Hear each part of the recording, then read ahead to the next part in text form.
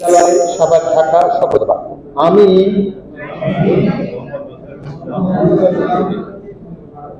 জাহাঙ্গীরনগর বিশ্ববিদ্যালয়ের কেন্দ্রীয় শিক্ষার্থী সংসদ জাকসু এর নির্বাচিত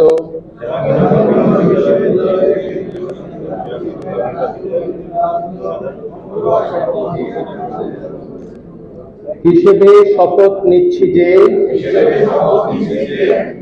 আমি আমার উপর অর্পিত দায়িত্ব সততা ও নিষ্ঠার সঙ্গে পালন করব। আমি শিক্ষার্থীদের স্বার্থ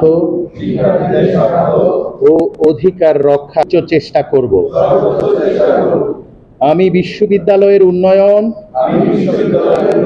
ও শিক্ষা বান্ধব পরিবেশ নিশ্চিত করতে কাজ করব